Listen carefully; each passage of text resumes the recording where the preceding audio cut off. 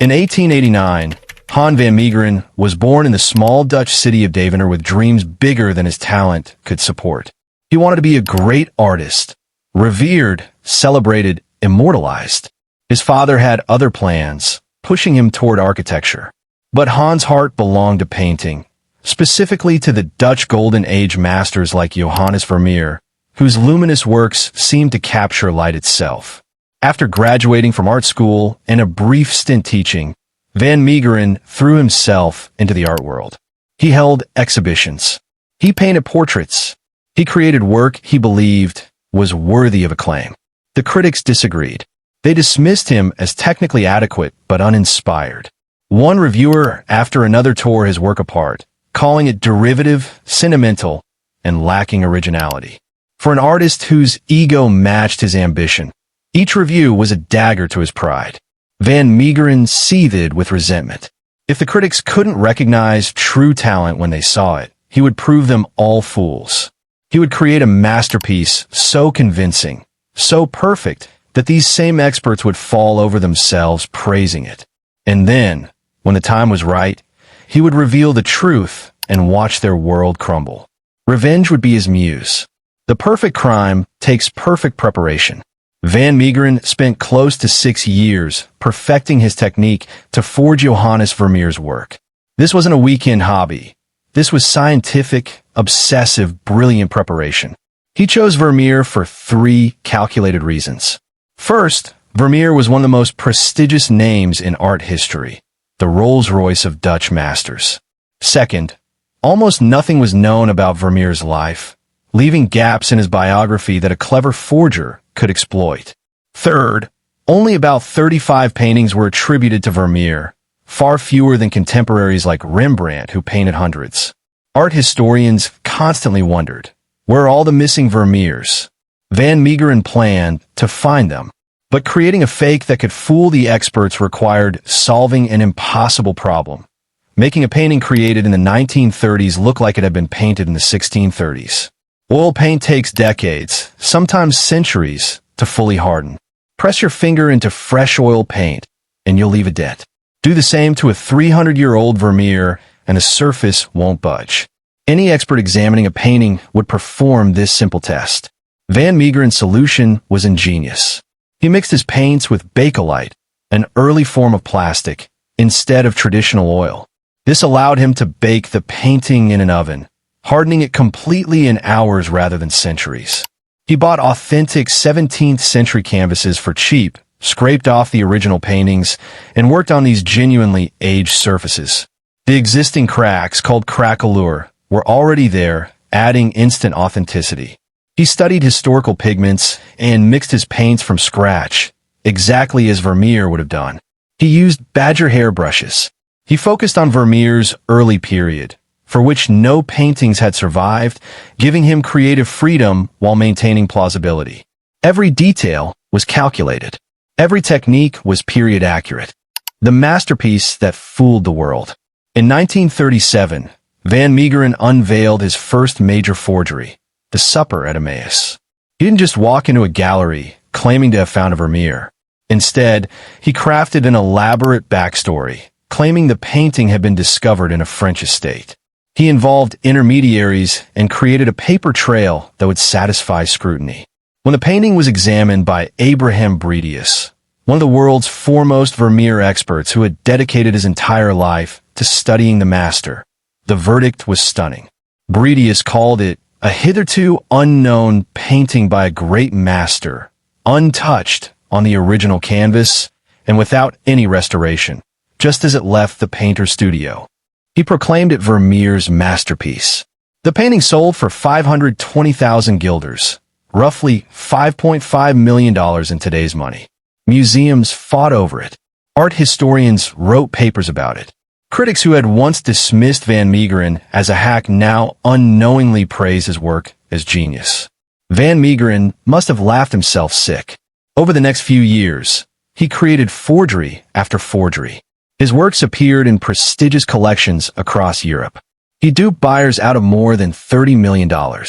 He lived lavishly, owning 57 properties, including a 12-bedroom apartment in Nice. He indulged in alcohol, morphine, and a lifestyle of absolute excess. But he never revealed the truth. The plan to expose the critics and bask in his genius remained unfulfilled. Perhaps the money was too good. Perhaps he enjoyed the secret too much. Then came World War II, the deal with the devil. When Nazi Germany invaded the Netherlands in 1940, Hermann Göring, commander of the Luftwaffe and Hitler's designated successor, began looting Europe's art treasures. He pillaged the Louvre. He stole from Jewish families. He amassed one of the largest private collections in history, focusing particularly on Dutch Golden Age masterpieces. In 1943, Van Meegeren's agent approached Nazi art dealer Alois Miedel with a newly discovered Vermeer called Christ with a Woman Taken in Adultery. Miedel immediately recognized its value and knew exactly who would pay any price for it. Hermann Göring. The deal was struck. Göring traded 137 authentic Dutch paintings for Van Meegeren's single forgery. It became one of Göring's most prized possessions. He paid more for this one painting than anyone had ever paid for artwork anywhere in the world at that time. Van Meegeren had just pulled off the ultimate con, tricking one of history's most notorious villains into trading genuine masterpieces for a fake. For 2 more years, as war raged across Europe, the secret remained safe.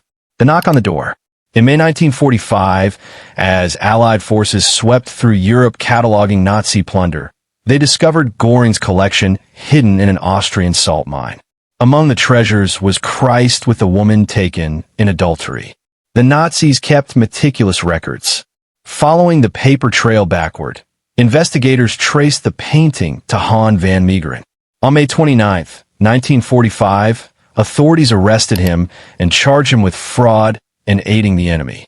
The accusation: selling a priceless piece of Dutch cultural heritage to the Nazis during the occupation. The charge carried the death penalty. Van Meegeren faced an impossible choice. He could maintain his innocence, but that would mean claiming he found a real Vermeer and legitimately sold it to Göring, making him guilty of collaboration and cultural plunder, punishable by death. Or he could admit the truth, that he had forged the painting, proving he was a criminal but not a traitor. The problem? No one would believe him.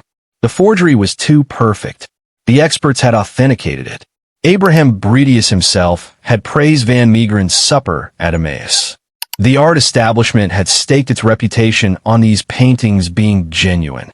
When Van Meegeren made his confession, the painting in Göring's hands is not, as you assume, a Vermeer of Delft, but a Van Meegeren. I painted the picture. He was met with skepticism bordering on derision. The prosecutors, the judges, even the art experts who had authenticated his work refused to believe him. They thought he was lying to avoid execution.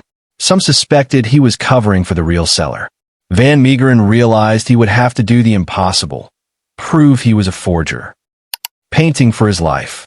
In July 1945, confined to military headquarters in Amsterdam, Van Meegeren made an extraordinary proposal. He would paint one final Vermeer while being watched by court-appointed witnesses, reporters, and forensic experts. If he could create a convincing Vermeer under observation, it would prove his other confessions were genuine. The court agreed. For 6 weeks, a drunk and high Van Meegeren, he claimed this was the only way he could work, painted Jesus among the doctors before a rotating audience of observers. He mixed his paints from historical pigments.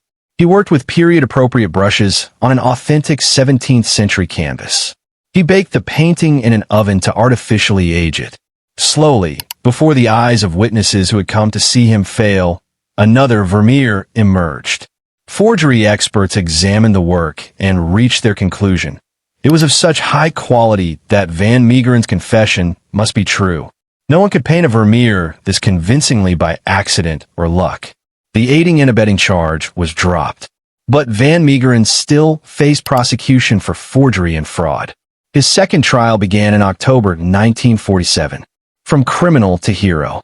By the time Van Meegeren stood trial for forgery, public opinion had completely shifted. The Dutch people didn't see a criminal. They saw a man who had humiliated the Nazis, who had tricked Hermann Göring into trading 137 genuine Dutch masterpieces for a worthless fake, who had saved national treasures from German hands. The man who faced execution as a traitor was now celebrated as a patriot. Van Meegeren leaned into this narrative. He told the press that his forgeries were motivated by disappointment and rejection from critics. He claimed he'd always planned to expose them and prove his worth. The Nazi sale? Pure patriotism, he insisted, a clever way to recover stolen Dutch art. Whether any of this was true hardly mattered. The public loved the story.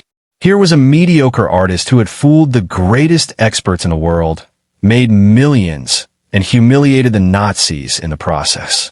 He was Robin Hood with a paintbrush. When Hermann Göring discovered his prized painting was a forgery, witnesses reported he looked as though for the first time he had discovered that there was evil in the world. The irony was perfect. One of history's most evil men, deceived by a painter with a grudge. Van Meegeren was convicted of forgery and sentenced to just 1 year in prison, a remarkably lenient sentence given the scope of his crimes. The public largely supported him. He had become a folk hero, a trickster who beat the system. He never served his sentence.